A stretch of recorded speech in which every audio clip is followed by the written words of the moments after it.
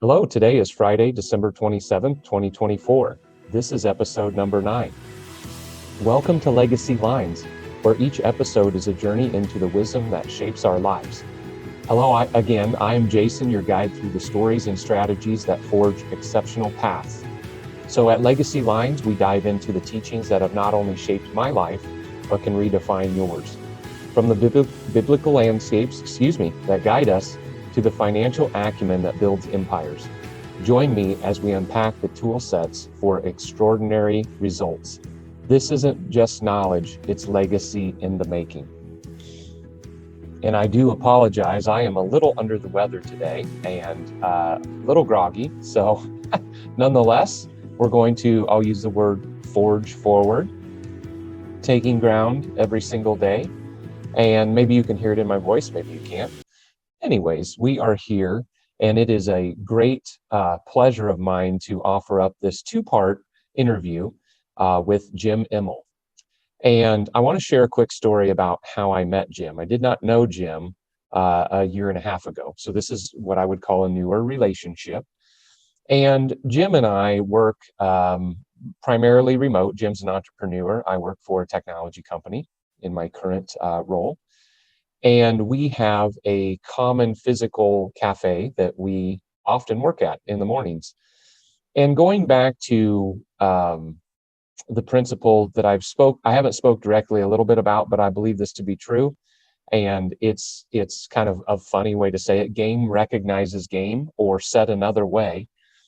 Typically, a person that is a serious thinker and going for things in life, that common, I guess, look, you could say, is often recognized in others. So game recognizes game. So as I observed Jim, he seemed very scheduled, very disciplined, very put together. So it intrigued me.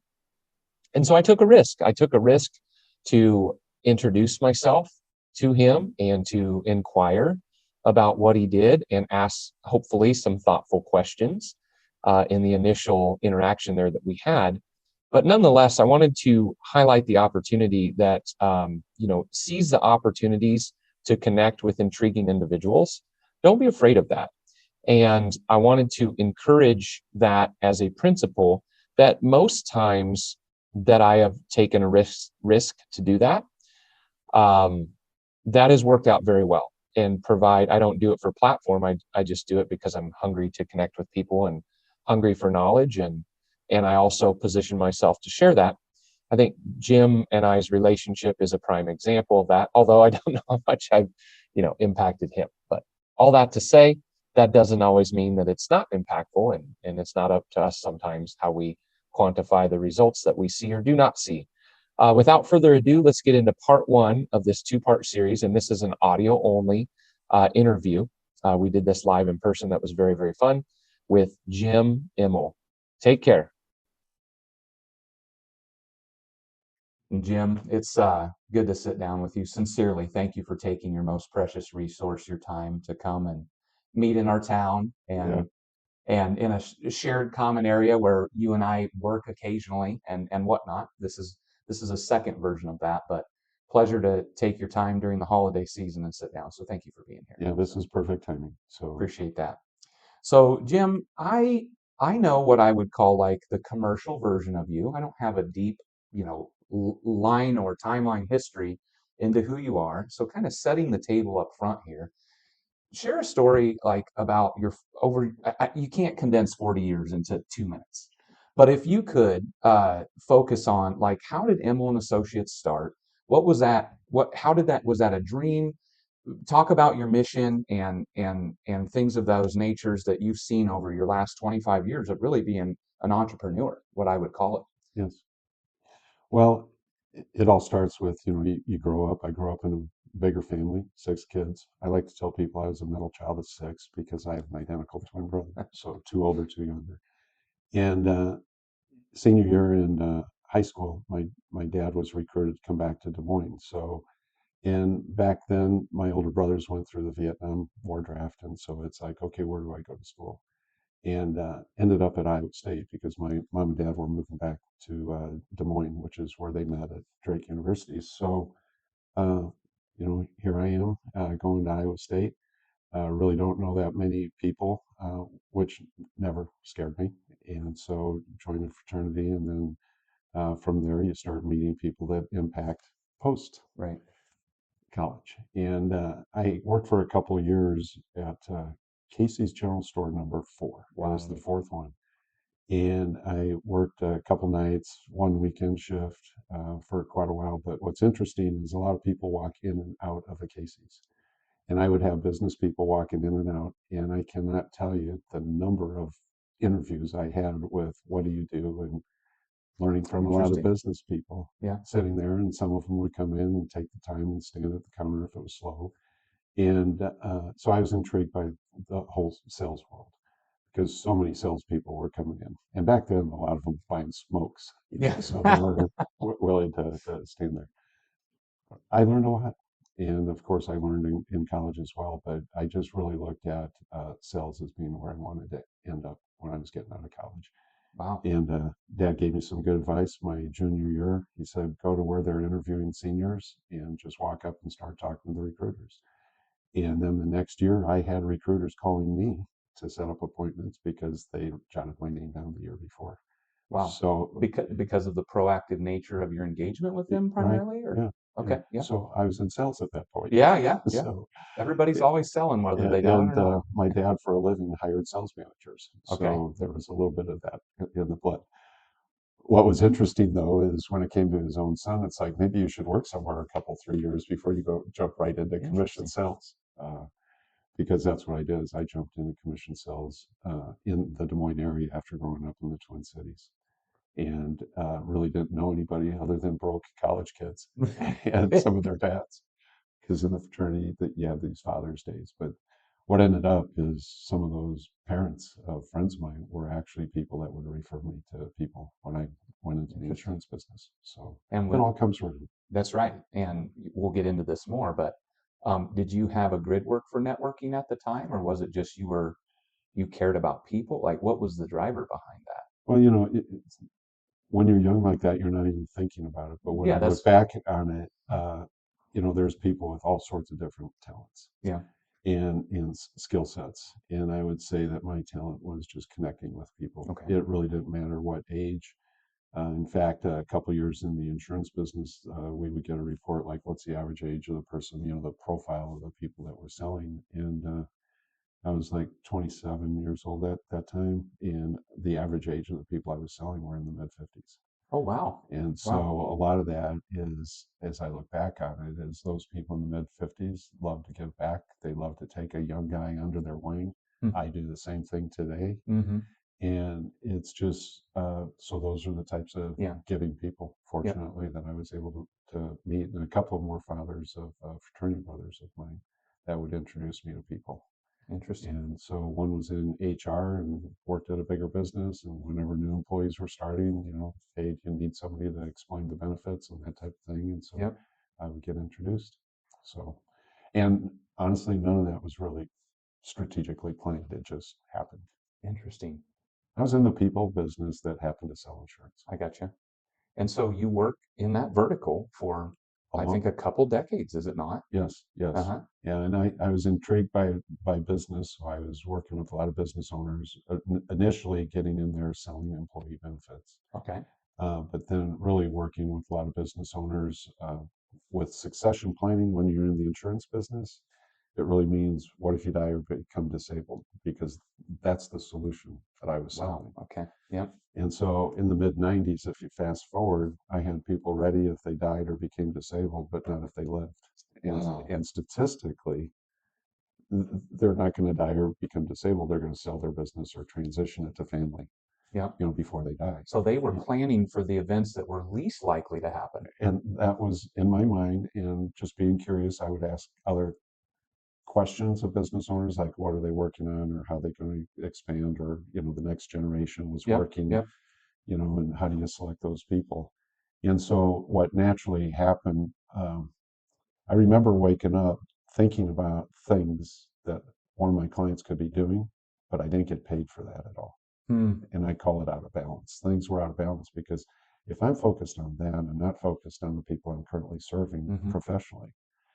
So I just had an idea to write down some questions, interview some of my clients, understand, is there a value proposition for me?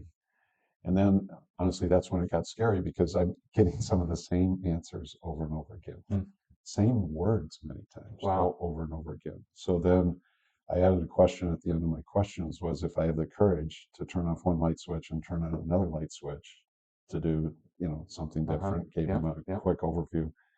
And I've always called it coaching, not consulting, because what I was experiencing with consultants is consultants kept consulting. They they they never ran out of what they consulted like the for. scope never ended. Yeah. Okay. Yeah. And I just felt like that. So coaching is what are you dealing with? How do you get through it?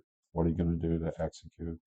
And then all of a sudden I started realizing I'm getting referrals and introductions when I'm coaching without even asking.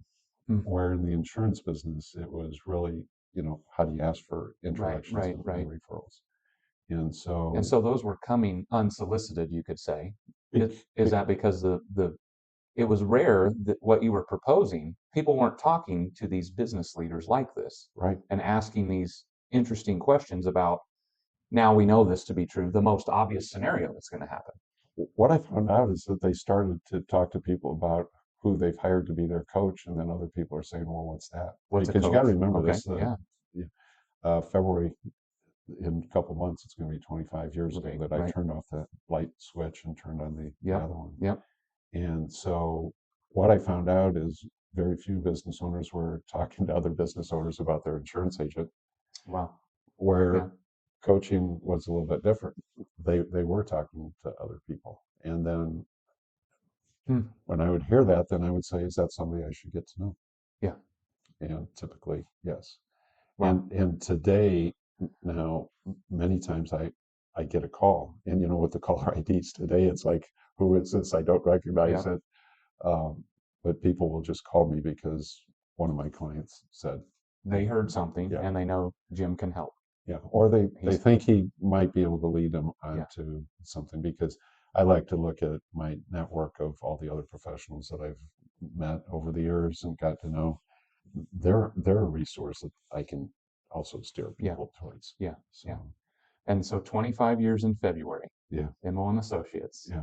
And I know this, you've helped countless clients and in-state, out-of-state, multi-generational businesses, et cetera, et cetera. Yeah. So the idea of succession planning, I don't know, you correct me if I'm wrong, that seems like the niche you initially carved out, and I'm sure that's led into many other tributaries as well, because our interactions have largely revolved around my personality profile under the banner of how I show up professionally, interactions with people, my skill sets and giftings. So that obviously plays a big part into what you're doing today to understand, I'll call it, the prescription's a poor way to say it, but I'm guessing there's a lot of avenues to ultimately making a good recommendation that will be able to powerfully take somebody or help them craft the vision of where things need to go. Yeah, it's interesting. You went through a few words there. The key word is succession. So what does succession planning mean to you? And so that's the number one question I ask at a first meeting. If I'm there, I'll ask people, why am I here? Well, we're working on our succession plan. And I'll never forget one of my first ones. It was 3 equal business owners. And so I said, please write down 1 or 2 sentences about what successation planning means. So these are the third partners in this business. Yeah, one third, one third, one third. So the way I look at it is there's really 3 types of business. There's somebody has majority control. There's 50-50, which sometimes attorneys like 50-50 ownership because there's a lot of challenges when it comes to how are we going to select the next owners and when are we going to get out of business and all that. And then there's multiple minority owners, like a third, nobody's in charge. Yep. 2/3 are in charge, which can be more healthy than 50-50. But it always depends on the people. So what's interesting is I'm in this room, conference room, and the 3 people look at each other. They write down a couple things. Then I just ask them, why am I here? and I was there for three different reasons.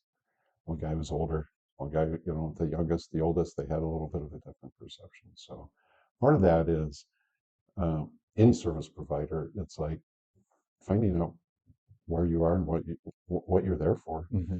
I don't think enough people go deep enough on that before we even get started. Yeah. Yeah. And I learned that the hard way, a couple of times. I'm there for succession planning, and I grew up in the insurance world, and death or disability, statistically, it's you're going to live, and sometimes the business outgrows one of the three owners in this case or whatever. So it just you need to be able to start talking about why am I there. Yeah.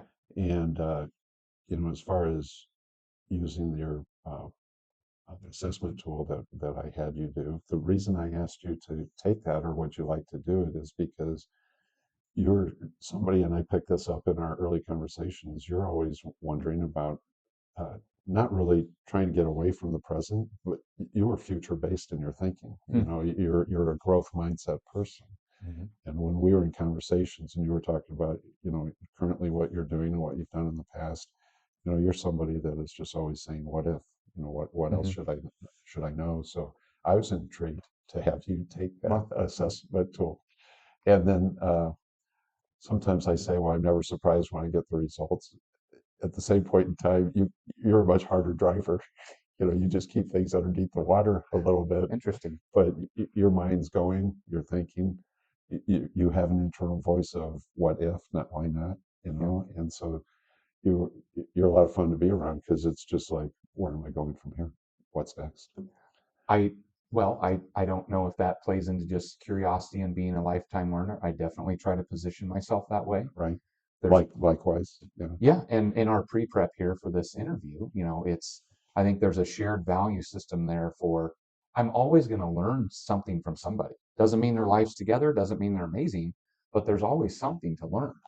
Sometimes learning what not to do is really, really valuable. So I would rather learn from other people's mistakes than could kind of do it on my own. If I can get that into my children, I would be winning, Jim, winning big, betting with house money and everything. Patience is a virtue. Thanks. I appreciate that. Yeah. So under the philosophy and approach, really you're coming in with, why am I here? Mm-hmm. And then so simplifying the complex process, is the process actually, so if you identify the why, I always feel like you can give these one-liners that just turns the light on for people. We use the light switch analogy again. Yeah. Are you focused on that with your philosophy and approach to just simplify? How does that look for you? Well, simple gets executed. Okay. So if it's too complex, all of a sudden you can get overwhelmed. And understanding what is most critical is one thing I like to understand. Another thing I like to understand is foundation first. Foundationally, we might need to work through something in succession planning. The way I look at succession planning, there's leadership succession planning, there's ownership succession planning. And the leadership succession planning, when people use the word succession planning, they are actually defining leadership succession more often than ownership. Interesting. However, do they know? So this is probably a deep conversation. Do they know that? Many times they have no clue why. I'm there because they've got children in the business, they've got children out of the business. This is a common profile because I do a lot. Yep. 2/3 of my business is with multi-generational family members in the business. So most of it has to do with all of a sudden it's leadership succession planning with my children. And so there's no research on this. This is just my observation. First generation is the founder generation. Second generation, I like to call them SOBs, sons of bosses. Daughters of bosses. Those sons of bosses. But there's multi-generational. Okay, so the leadership in many of those family businesses to second generation, the second generation is witnessing mom and dad go through the ownership. They're attached at the hip to what's going on. Many of them understand what's going on. And it goes from generation 2 to 3, and there's a lot of research on this. But what I've noticed is generation 2 to 3 is it's going from founder to family to professional management. Now that professional management might include one of the children. Yep. That professional management might have a couple other children involved in the business, but are they really leading the business? So I look at, and this is one of those generalities that's thrown out there is, succession planning. And if you don't Right. get a real good idea on what it is, and there are a lot of times, I have to take time for the next meeting because a lot of times people are just thinking differently after a first meeting of, yeah, I never looked Oh, at I'm it that way. sure. Because a lot of times they're trying to solve the problem, and I've had people tell me this, that what they're really looking for is more of a communication coach. Like, here's what I think I need to do. And all of a sudden, when they're answering some different questions and they're starting to think, I've got to slow the roll here. And, what is it that's best for the business? Uh, Business owners are stewards of the business. Um, who's most important, their employees or their clients? And the question is, a little deceiving because they're both important. At the same point in time, if they look at themselves as leading people and how I lead people will steer the business to long-term success. Yeah. And they start saying, okay, how do we build a professional leadership team? I'm going to jump down a little bit in what I had planned, but you said something that's very intriguing to me. So, communication coach versus succession planning. Mhm. Let's pause on that for a moment. So, in my experience with either professional or personal relationships, I would be interested in your feedback on this. The breakdown of most relationships is based around communication under the banner of unmet expectations. What is your thoughts on that? Yeah, unmet expectations, also known as frustrations, Yeah, and so, yeah, a lot of times I can tell it when it happens in the meeting. Sometimes it's 2 minutes into a meeting, sometimes it's 20 minutes into a meeting. All of a sudden, the business owner is shifting where they think this meeting was going to go, okay. and starting to open themselves up to, I've and the tagline that I've had for 25 years is clarity, confidence, courage. Now, what ends up happening a lot of times is people start with confidence, but they don't have clarity. Yep. So imagine a highly confident business owner. They've been Is that successful. because, I mean, you're getting there, and I'm sorry I just No, interrupted you, but no, you go for it. I want to dig on that. They think they're confident. They haven't been presented other information to propose a case of different lines of thinking. Yeah, And so because that's the nature of an entrepreneur. Like exactly. That's you in their you DNA. started a successful business. Yeah, it's in the So there, DNA. I don't want to say it's old habits die hard, but in a sense, I'm speculating that that's likely the case. Well, and so many times when they started the business, they're not where they thought they were going to be. They started the That's a good business. point. Yeah, They adapt, yeah, and at the same point in time, they wouldn't be a business owner if they didn't have some of that confidence. And we can, yeah, sometimes have an hour just on yeah. confidence. Right, right. The reality is people are moving forward and they're confident. What I try to do is I just try to slow it at that point and really gain clarity. Interesting. So it was interesting when I was going through, what am I going to do when I grow up? Yeah, Start yeah, yeah, yeah. the next thing. Uh, what I was finding is actually I started with a kind of a tagline thinking I was going to help people shrink their potential gap, Yeah. by 25%. But then the more you read about that, our potential is endless. And the better that we get, our potential becomes greater. We're not going to find that. And I came across a couple of articles, uh, Einstein and Edison. And Edison, he never looked at himself as failing. He just got closer to the truth, Yeah, yeah. experimentation. What's the old adage? I found out 1,000 ways not to make a light bulb. Basically, Right. I mean, I'm very much But he got, paraphrasing. but he got closer, Yeah, right? yeah, And so he was moving uh, to confidence through clarity. And Einstein was once asked about, how did you solve these things when people before you didn't solve them? It was a very long answer, but I summarized it with other people were looking for solutions. My experimentation was to clearly identify the problem so that it could be solved.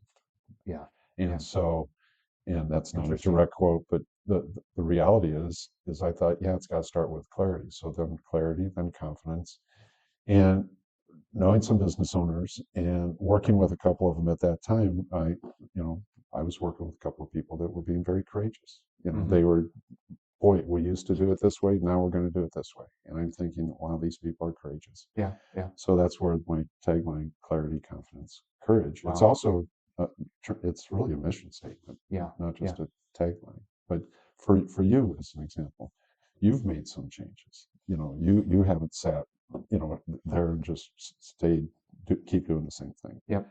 And so you've had to reach down and be courageous. Well, when you get to that place, you've got clarity Yeah, and confidence yeah, before you decide to do that. There's too much at stake with your family. yeah, yeah. Well, I'd like to So, think that, right. but But the thing is you have the courage to make the leap. yeah, There are a lot of people that don't. yeah, And so, even with coaching business owners, I like to coach through to other people. Sometimes they're leading people that really need to become more courageous. yeah, right. So how do we validate them and their efforts and their mindset for who they are, not just what they do? Mm-hmm.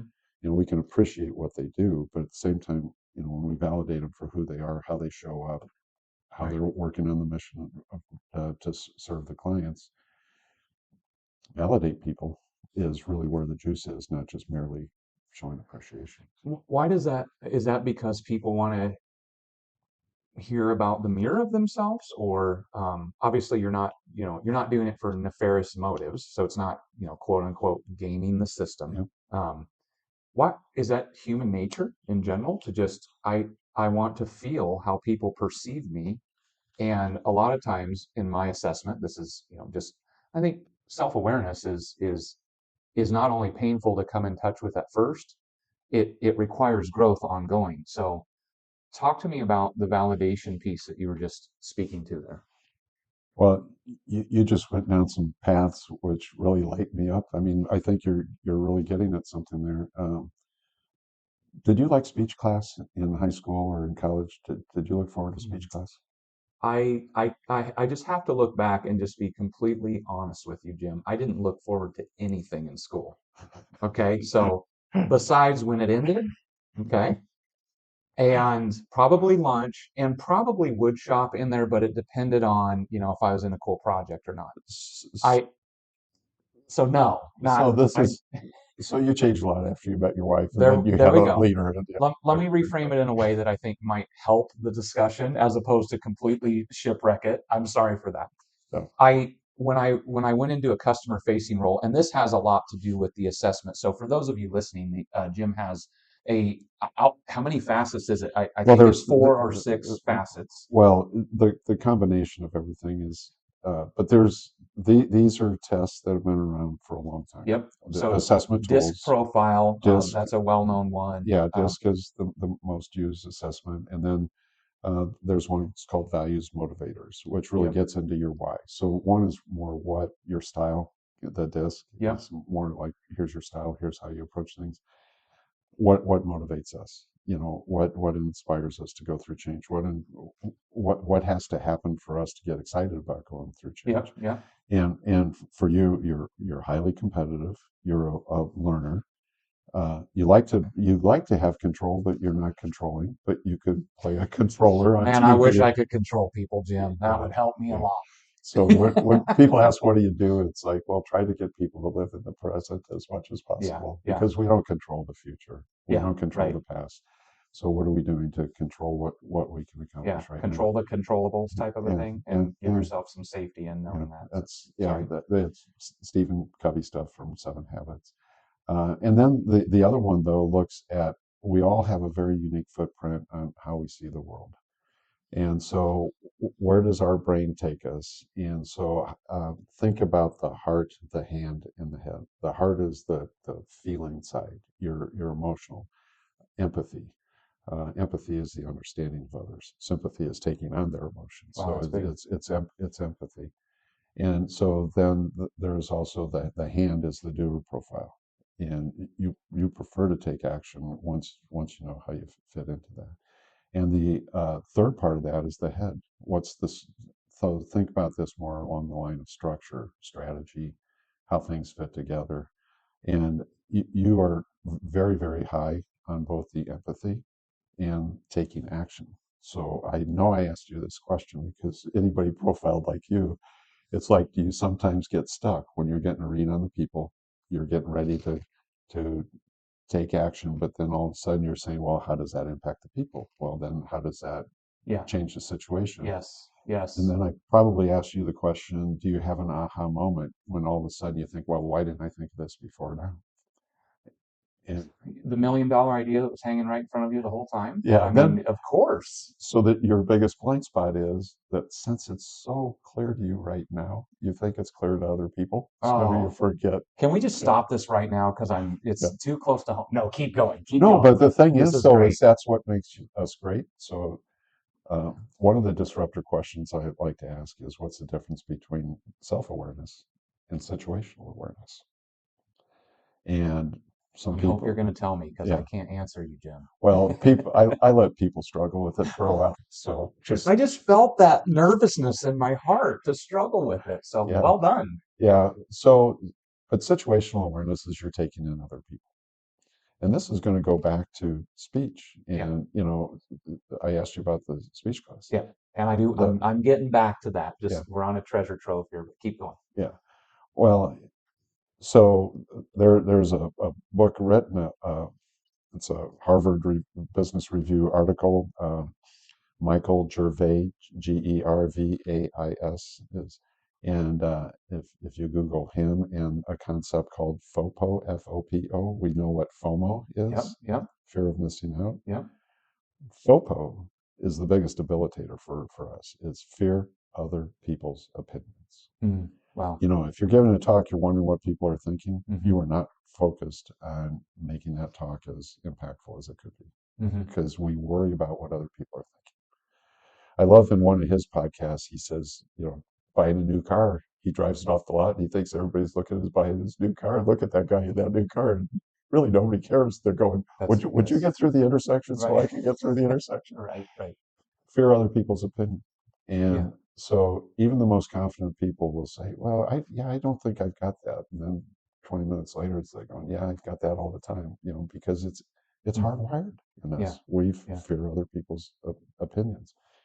And so just that concept alone, being aware of it, has supported me to coach people into leading with more confidence and more courage. Yeah. Because it is real. It is inside all of us. And depending on how we grow up, depending on or if we're in sales, our last 3 months, are we kicking it? Are we selling a lot? All of a sudden you're confident. If the last 3 months have been the slowest 3 months you've had in 3 years, that FOPO is in your head and talking to you all the time. So I say it all the time. Sales is the hardest gig possible. It's the most rewarding, but it is the most difficult. Well, and it's just interesting how people think, oh, you're in sales, nice knowing you. They start networking with somebody else. But the reality is, try to introduce me to somebody that's not in sales. Let's go a little deeper on that. Yeah, because so there's a philosophy there, right? You've come to this. What is sales? What is leadership? It's influence. We influence people. One of the questions I'm going to ask I'm doing a meeting next week, and I'm going to ask the question, how many salespeople do you have at this company? And it's an interesting answer, because the next question I ask is, how many employees do you have at this company? Because we all influence it. Yeah. We're influencing the momentum, we're influencing attitudes, we're influencing how this team works together. Everybody is in sales. Yeah. Everybody is influencing something. What we're attempting to do is have people not only come to business and become loyal to us, we're going beyond that, because ultimately, what if you have a company where everybody that works there believes that they're in sales and they're impacting the marketing and sales plan? Powerful. Forward.